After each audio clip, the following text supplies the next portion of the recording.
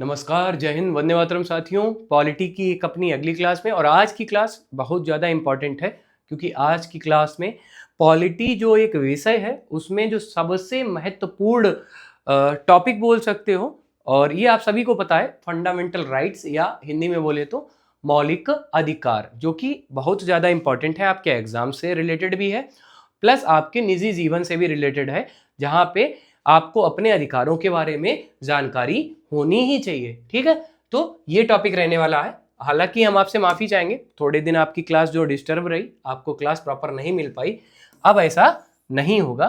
थोड़ा स्वास्थ्य में दिक्कत थी, थोड़ा क्या काफ़ी दिक्कत थी, एक चीज़ हटी दूसरी चीज़ आ गई, उस वजह से थोड़ा क्लास आपकी डिस्टर्ब हुई, उसके लिए क्षमा मांगेंगे।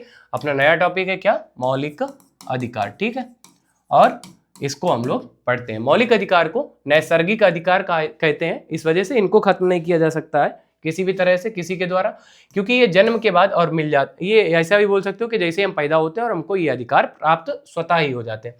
मूल अधिकारों को मैग्ना कार्टा कहते हैं। इसे कहां से लिया गया? तो यूएसए अर्थात यूनाइटेड स्टेट अमेरिका से लिया गया। ठीक है, इंपॉर्टेंट था, ये याद रखना। भारतीय संविधान द्वारा प्रदत्त मूल अधिकार कौन कौन से हैं देखते हैं। सबसे पहले अनुच्छेद 12, इसमें क्या कहा गया है? इस अनुच्छेद के तहत भारतीय मौलिक अधिकार, इस अनुच्छेद के तहत मौलिक अधिकार के द्वारा राज्य को परिभाषित किया गया कि राज्य की परिभाषा क्या होगी, और ये बहुत जगह आपको देखने को मिलेगा। इंपॉर्टेंट है ये 12 नंबर के राज्य की परिभाषा से संबंधित जो भी बात है वो आपको आगे बहुत सारे आर्टिकल्स में देखने को मिलेगी, और वो सारी चीजें इसी में बताएगी, और उसमें भी यही लिखा है कि जो ऐसा कि अनुच्छेद 12 में राज्य की परिभाषा को परिभाषित किया गया। ठीक है, तो याद रखना किया गया है। मूल अधिकार जीवन जीने के लिए अत्यंत आवश्यक है, इन्हें न्यायसर्गिक अधिकार भी कहते हैं। ठीक है, आगे बढ़ते हैं हम लोग। इसके बाद में आ जाता है अनुच्छेद 15। अनुच्छेद 15 में क्या कहा गया? यहां से शुरुआत होती है असली अधिकारों की, जो कि हम लोगों के एग्जाम्स में पूछे जाते हैं और जो हम लोगों को दैनिक जीवन में हमें उनके विषय में जागरूकता भी होनी चाहिए। ठीक है, इसके बाद देखते हैं क्या? अनुच्छेद 15 जाति धर्म लिंग तथा, और कौन है? तो जाति धर्म लिंग, या फिर किसी तरह से आप बोल सकते हो, ना तो जाति के हिसाब से आप किसी से भेदभाव कर सकते हो, ना धर्म के आधार पे, ना लिंग के आधार पे, लिंग के आधार पे, ना मेल फीमेल में ऐसा। ठीक है, सार्वजनिक स्थान, सरकारी स्थान जिसे बोल सकते हो, या फिर पर भेदभाव डिस्क्रिमिनेशन नहीं किया जाएगा किसी भी तरह से किसी के साथ में, जाति धर्म लिंग के आधार पे किसी भी तरह से किसी के साथ में भेदभाव सार्वजनिक स्थान हो या सरकारी स्थान हो नहीं किया जा सकता है। ठीक है, नोट इसमें क्या है? अल्पसंख्यक की गणना धर्म के आधार पर होती है। ठीक है, अल्पसंख्यक शब्द क्या है? जहां पे कुछ विशेष, मान लिया कि मुस्लिम्स हो गए, हिंदूज हो गए। ठीक है, कोई एक गांव है ए और कोई एक गांव है बी। ठीक है, यहां पर पता चला मुस्लिम भी रह रहे और हिंदू भी रह रहे, यहां पर कास्ट भी मान सकते हो, कोई कास्ट भी ले सकते हो जो भी आपको ठीक लगे। तो यहाँ पे मुस्लिम भी रह रहे और हिंदू भी रह रहे। अगर यहाँ मुसलमानों की संख्या लगभग 60 से 70% के आसपास है, ठीक है, और हिंदू की संख्या बची है 30% के आसपास में, तो यहाँ पर अल्पसंख्यक कौन होंगे? तो यहाँ पर अल्पसंख्यक हो जाएंगे हिंदू, जिनकी संख्या कम हो वो यहाँ पर हो जाएंगे अल्पसंख्यक। अगर यहाँ पर बी गांव में पता चले कि हिंदू की संख्या हो गई 60 से 70% और मुस्लिम की संख्या रह गई है कितनी? 30%, तो यहाँ पर मुस्लिम अल्पसंख्यक हो जाएंगे। तो ऐसी बात होती है, अल्पसंख्यक क्या होते हैं, और जो ये 60 से 70% वाले हैं इनको क्या कहेंगे? तो इनको बहुसंख्यक कहेंगे। ठीक है, याद रखना, मेजोरिटी और माइनॉरिटी। तो अल्पसंख्यक को इंग्लिश में बोले तो माइनॉरिटी कहते हैं। ठीक है, याद रखना, जैसे कि मुस्लिम हो गए, जैन हो गए, बौद्ध हो गए, सिख हो गए, ईसाई इत्यादि, ये क्या है? तो अल्पसंख्यक आते हैं। रिमार्क में क्या है? आरक्षण की व्यवस्था जाति के आधार पर होती है, ये इसमें कहा गया है। हालांकि भेदभाव नहीं कर सकते हैं जाति के आधार पे, देखो इसमें लिखा है, लेकिन अगर देखो यहां पर एक सीधे से आती है, ये समानता या समता के अधिकार के अंतर्गत में ही आता है। देखो समानता और समता में अंतर क्या है? समानता कहती है कि अगर सबके लिए लाइन लगी है, अगर आप रेल में यात्रा करने जा रहे हो, ट्रेन में जा रहे हो, प्लेटफॉर्म में पहुंचे और एक लाइन लगी है, उस लाइन में आप भी खड़े, या फिर आप बैंक में हो, पैसे निकालने के लिए गए, वहां पर लाइन में खड़े, ठीक है, तो ये सबके लिए हो गया। आप किसी भी जाति से हो, किसी भी धर्म से हो, कैसे भी हो, तो बराबर है। लेकिन आपको क्या अगर ऐसा दिखे कि एक वृद्ध आदमी आ रहे जो बहुत ज्यादा वृद्ध हैं, प्लस वो बीमार भी लग रहे हैं, कमर उनकी झुकी जा रही है, आपको पता है कि वो आधा एक घंटे नहीं खड़े हो सकते हैं, तो आपने क्या किया, उनको थोड़ा आगे कर दिया कि चच्चा या दउआ को थोड़ा या दद्दा को ने आगे कर दो, दद्दा दिल्ली में पैसा निकालने आए, ठीक नहीं लगा। तो ये जो अंदर से आया, ये अंदर के आने के साथ में ये संविधान निर्माताओं के दिमाग में भी आया था कि जो ऐसे लोग हैं जो इस बोल सकते हो क्राइटेरिया में नहीं आ सकते हैं, भाई कहाँ वो 70-80 साल के और आप 17 साल के लौंडे, तो आप खड़े हो सकते हो और वो नहीं हो सकते इतनी देर खड़े। तो आपने यहाँ पे एक इंसानियत का भी फर्ज अदा किया और बोल सकते हो एक संविधान, एक अच्छे भारतीय नागरिक होने का और एक अच्छे संविधान को मानने वाले बोल सकते हो उसका भी आप लोगों ने क्या किया, निर्वहन किया कार्य का। ठीक है, तो याद रखना। तो ये हो गई बात। समानता क्या होती है कि वो या तो वो भी लाइन में खड़े हो, और समता क्या आपने यहाँ पे दिखाई, समता और समानता दो शब्द देखने को मिलते हैं, इसको बोलते हैं इक्वेलिटी, इसको बोलते हैं इक्वेलिटी और इसको बोलते हैं इक्विटी। ठीक है, समानता वो कि सभी चच्चा भी लाइन में खड़े होते हैं आके पीछे हमारे, अगर वो लेट आए तो हमसे पीछे ही खड़े होंगे। और यहाँ समता क्या आपने दिखा दी, समता आपने ये दिखा दी चच्चा बूढ़े हैं, चच्चा ध्यान दो यार। तो यही ये यहाँ पर भेदभाव नहीं है, बल्कि ये है कि चलो उनको भी एक बराबरी का मौका मिले। उदाहरण के तौर पे जैसे कि बात आती है आरक्षण को लेके, जैसा कि यहाँ शब्द आया, हो सकता है कुछ लोगों को हमारी बात से सहमति ना हो, लेकिन बात आई है, टॉपिक आया है, तो इसमें पढ़ेंगे हम लोग। आरक्षण देना चाहिए नहीं देना चाहिए, बहुत लोगों का इस पे अपना अपना क्या है, विचार है।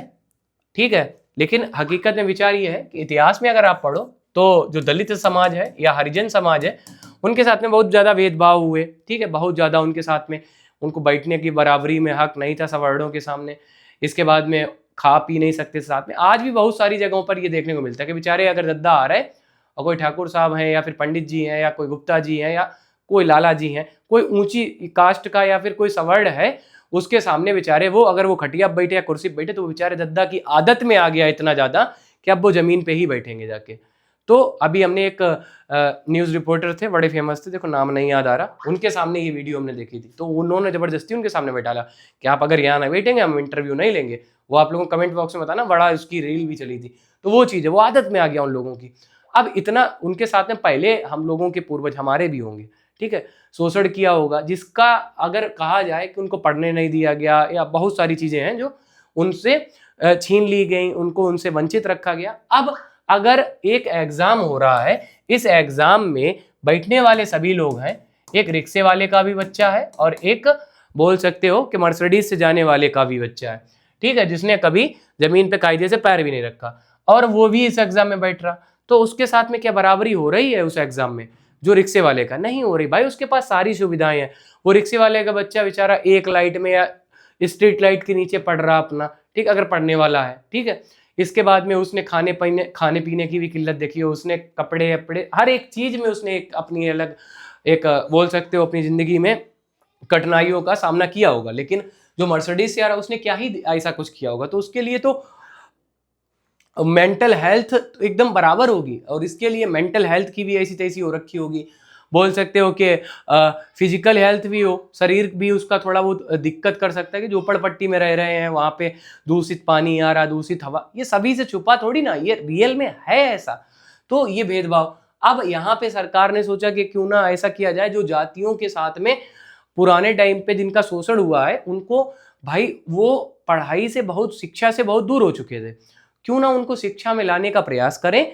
और जैसे हम लोगों ने सोचा है, विचार किया है, मतलब जिन्होंने संविधान बनाया उन लोगों का विचार रहा होगा कि जैसा हम लोगों ने सोचा है कि भारत में आगे चल के ये सारी व्यवस्थाएं जो कुरीतियां हैं, परंपराएं हैं, प्रथाएं हैं, ये सारी खत्म हो और हम एक अच्छे राष्ट्र का निर्माण करें जाके। तो यहाँ पर ये लाया गया, अब उनको आरक्षण दिया गया कि आप आओ, आपका एडमिशन होगा, आरक्षण के आप थोड़े कम नंबर ले आओ, क्यों तो भी आपका एडमिशन हम कर लेंगे। उसकी वजह हमने आपको बता दी कि यहाँ पे तो पैसे की कमी नहीं थी, बेचारे वहाँ वो उतना पढ़ ही लिए, बहुत बड़ी बात है, तो ये एक वजह रही होगी शायद हमारे ख्याल से। इसके बाद में अब नौकरियों में बात की जाती है कि वो उनको नौकरी, अब यहाँ पे आरक्षण दे दो तो नौकरियों में क्यों नहीं दे रहे? तो मेरा मानना ये है कि शायद नौकरियों में इस वजह से दी है क्योंकि अगर मान लिया 100% जॉब्स हैं, उस टाइम पे जितनी भर्तियां हुई होंगी लगभग 70 से 80% तो वहां सवर्ण ही बैठे होंगे। इस वजह से सरकार ने सोचा हो कि सबकी सहभागिता हो सके तो यहाँ भी इनको थोड़ा बहुत आरक्षण दिया जाए, जिससे सभी लोग इस देश में विकास के कार्य को थोड़ा आगे बढ़ाने के लिए सभी का बराबर सहयोग हो। इस वजह से शायद यहाँ भी आरक्षण दिया हो, हमारा मानना तो ये है। तो ये बात रही है, ठीक है। तो समता और समानता दोनों में अंतर क्या है ये आपको समझ में आ गया होगा। बढ़ते हैं अपने आगे, अनुच्छेद नंबर 16, ठीक है। अनुच्छेद 16 आर्टिकल 16 को देखते हैं। क्या? लोक नियोजन अर्थात बोल सकते हो पब्लिक एम्प्लॉयमेंट या सरकारी नौकरी बोल सकते हो, ठीक है, में अवसर की समानता, सरकारी नौकरी की समानता, इनमें पिछड़े वर्ग के लिए कुछ समय आरक्षण की चर्चा। जैसा कि अभी हमने बोला समता की जगह यहाँ पे समता शब्द यूज करें तो ज्यादा बेटर रहेगा, ठीक है। समता के बारे में बता तो दिया, वही चर्चा जिनको हमने आगे बैंक में कर दिया कि चलो आपकी उम्र हुई है तुम निकाल लो, पहले हम खड़े रहें, कोई बात नहीं, तो वो चीज। तो यहाँ पर ये बात की सरकारी नौकरियों में अवसर की समता होगी, मतलब ये वाली बात जो हमने आपको बताई कि 100% में 70 से 80% सवर्ड थे, फिर उनको हमने आरक्षण दिया, चलो नौकरियों में ले लें, तो वो चीज की बात यहाँ पे की गई, ठीक है। आगे बढ़े, चलो भाई। अनुच्छेद 17 में क्या कहा गया? अनुच्छेद 17 में कहा गया अस्पृश्यता अर्थात अनटचेबिलिटी का अंत होना चाहिए, ठीक है, या छुआछूत का अंत। के पहले ये था कि जो दलित लोग थे या हरिजन लोग थे उनके साथ में इतना होता था कि बेचारे, हमने पढ़ा है इतिहास में कि वो मोर पंख बांध के निकलते थे कि कहीं उनके पैरों की छाप जो है वो जमीन पे ना आ जाए, जिस वजह से कोई और वहां से गुजरे और वो भी अपवित्र हो जाए। अरे भाई, मेरे को ये नहीं समझ में आया कि भाई ऐसा कैसे हो सकता है, किसी के छूने मात्र भर से अगर आप अपवित्र हो रहे हो तो पावर तो आप में कम है भाई। एक बात सोचो, हमने एक विचार पढ़ा था महात्मा बुद्ध जी का, उन्होंने यही कहा था, उन्हीं की लाइनें हैं कुछ ये, कि एक जो बोल सकते हो बहुत ज्ञानी पुरुष है, हम किसी जाति का नाम नहीं लेंगे यहाँ पे, नहीं तो विवाद हो सकता है, तो एक पता चले कि कोई अगर बहुत ज्ञानी पुरुष है, उसने कहा कि भाई उनके छूने से ऐसा हो जाता है, वो इसका काम करते, चमड़े का काम करते, सफाई का काम करते हैं, और उनके छूने मात्र से क्या हो जाएगा, हमारा धर्म भ्रष्ट हो जाएगा, है अरे राम राम राम राम, ये सब करते हैं। लेकिन आप ये सोचो कि आप तो इतना ज्ञान आपके अंदर है, आपका ईश्वर से भी बहुत अच्छा संबंध हो रखा है, बिना आपके सहयोग से, ज्ञानी पुरुष के सहयोग से, केवल यहाँ पे पंडित जी की बात नहीं चल रही, वो पंडित जी कोई भी हो सकते हैं, ठीक है, किसी भी धर्म के हो सकते हैं, किसी भी जाति के हो सकते हैं, बस उनको ज्ञान होना चाहिए शास्त्रों का, और वो कार्य करा सके, ठीक है। तो ये बात तो याद ही रखना। बहुत सारे लोग हमारे यहाँ भी हैं जो केवल पंडित जी, वो जाति के नहीं है, लेकिन वो पंडित जी का काम पूरा करते हैं, और पंडित का मतलब ज्ञानी पुरुष ही होता है, ठीक है। ब्राह्मण एक अलग जाति का विषय मान सकते हैं, ऐसे बोल सकते हैं, ठीक है। तो यहाँ पे क्या हुआ कि हाँ, अब आपका भगवान से भी संबंध अच्छा, आप ज्ञानी तो हैं, आपको पता है भगवान को किस प्रकार से मनाया जा सकता है, सब कुछ किया जा सकता है, उनका विधान कैसे किया जाता है, तो ये सारी जानकारी। और फिर आप उनके छूने मात्र भर से आप अपवित्र हो गए, कैसे भाई? आपको छूने से वो पवित्र हो जाते हैं, ये हो सकता था कि आप इतने ज्ञानी हो और हमने पंडित जी को छू लिया और हम भी हो गए आइंस्टीन, लेकिन ऐसा तो नहीं हुआ। ऐसा ही क्यों हुआ? ये एक बोल सकते हो प्रॉपर एक मानसिकता विकसित की गई होगी, जैसा भी कारण रहा होगा उस पर हम नहीं जाना चाहेंगे। जब हम लोग कभी इतिहास की क्लास करेंगे, और इतिहास की क्लास में जब हम लोग प्राचीन इतिहास पढ़ेंगे तो इसको थोड़ा डिटेल में पढ़ेंगे, जैसे वैदिक सभ्यता होगी, फिर मौर्य काल आता है कि जाति व्यवस्था कितनी चरम पे थी, क्या क्या होता था, कितने गलत गलत कार्य होते थे। आपको अभी कुछ बातें ही पता होंगी, बहुत सारी चीजें थी जो होती थी, ठीक है। तो वो चीज है। अब यहाँ पर बात ये आती है, और अगर ऐसा है तो वो जो वायु निकल रही है वो उसने भी इनहेल की, ठीक है, श्वास ली उससे और उसको छोड़ा भी, और वो वायु पता चले आगे पंडित जी खड़े, उन्होंने भी ले ली, तो वहां से आप पवित्र कैसे नहीं हुए आप? बड़ा सोचने वाली बातें हैं। और ये तथ्य महात्मा बुद्ध जी ने रखे भी थे, जब किसी ने ऐसी एक बात कही थी, ये हमने एक डिबेट देखी थी उनकी, और उसमें ये तथ्य उन्होंने रखे थे, ठीक है। बहुत बढ़िया लगा हमें कि भाई उन्होंने तथ्य रखे। और ऐसे ही थोड़ी ना बुद्ध भगवान जो थे, और उनका जो बनाया हुआ एक धर्म था बौद्ध धर्म, ऐसे ही थोड़ी ना पूरे विश्व में फेमस हो गया। हिंदू धर्म काहे एक देश का ही रह के रह गया, या एक देश के लोगों को ही बोल सकते हो एक देश के लोगों को ही वो अच्छा लगा या उन्होंने माना? उसकी बहुत सारी वजह रही, और उन वजहों में से एक वजह ये भी रही, ठीक है। नहीं तो इतना प्राचीन धर्म होने के बाद में भी पूरे विश्व में नहीं फैला, तो बहुत कुछ तो कमी रही होगी कि इतना प्राचीन और पूरे विश्व में नहीं फैल पाया।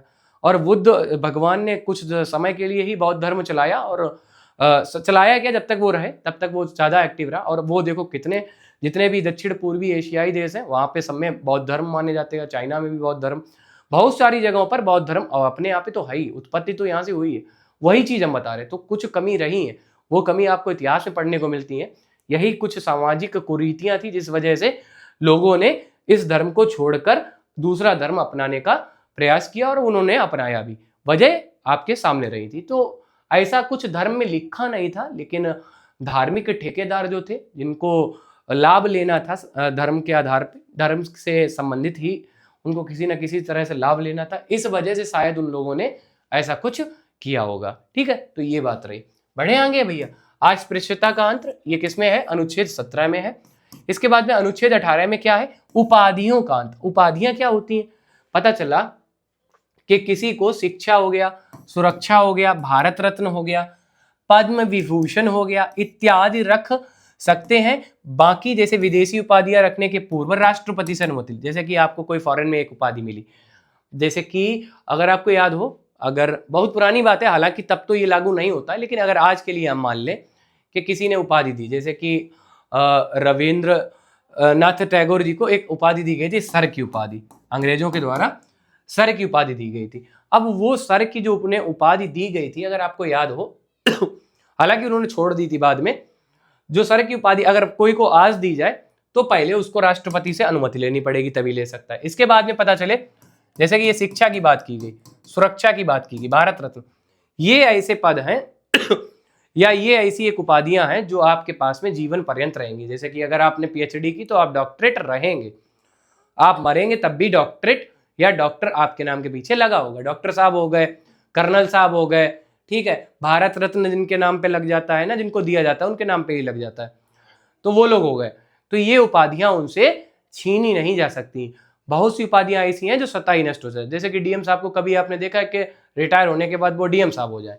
नहीं भाई, रिटायर हो गए डीएम साहब से, और डीएम साहब का केवल नाम ही रह जाता है। जैसे कि मान लो कि दरोगा जी हो ही गए, है, दरोगा जी कब तक दरोगा जी रहेंगे? जब तक वो उस पद पे बने रहेंगे। जैसे ही वो दरोगा जी के पद से रिटायर हुए या पद से हटे किसी भी तरह से, उसके बाद वो दरोगा जी थोड़ी ना रहेंगे। तो वो बात यहाँ पे कही गई, वो उपाधियां उनकी समाप्त हो जाएंगी। जैसे कि हो गया, किसकी किसकी समाप्त नहीं होती? इंजीनियर साहब, डॉक्टर, ये तो डिग्रियां हो गई ना, इस वजह से इनकी साथ में रहती हैं जब तक रहेंगे। डॉक्टर साहब हो गए, मेजर साहब हो गए, कर्नल साहब हो गए इत्यादि, ये लोगों की बात थी। बढ़े आगे, चलो भाई। अब आता है दूसरा, स्वतंत्रता का अधिकार। पहला हम लोगों ने पढ़ लिया समता या समानता का अधिकार, अब हम लोग पढ़ेंगे अगली क्लास में स्वतंत्रता का अधिकार। ठीक है, इसको थोड़ा धीमे धीमे से लेके चलेंगे क्योंकि ये इंपॉर्टेंट टॉपिक है, थोड़ा इस पे चर्चा करना भी जरूरी है ताकि आप लोगों का थोड़ा दिमाग खुल सके। एक सब्जेक्ट की ही तरह ना पढ़ के आप लोग इस विषय को अपने दैनिक जीवन में उपयोगिता में लाने के लिए भी आप लोगों को ये सब विषय पढ़ना चाहिए। और हमारी उम्मीद भी वही है पढ़ाने की इस टॉपिक को, कि आप इस विषय को कुछ वैसे पढ़ें जैसे अभी तक आपने ना पढ़ा हो, कि आपका थोड़ा दिमाग खुले कि अगर हम मौलिक अधिकार पढ़ रहे हैं तो क्यों पढ़ने हमें, क्या आवश्यकता है इनको पढ़ने की, और कहाँ ये हमारे लिए काम आएंगे, ये सारी चीजें। ठीक है, तो आज की क्लास अपनी पॉलिटी की यहीं तक रहती है। मिलेंगे अपनी अगली क्लास में। जय हिंद साथियों।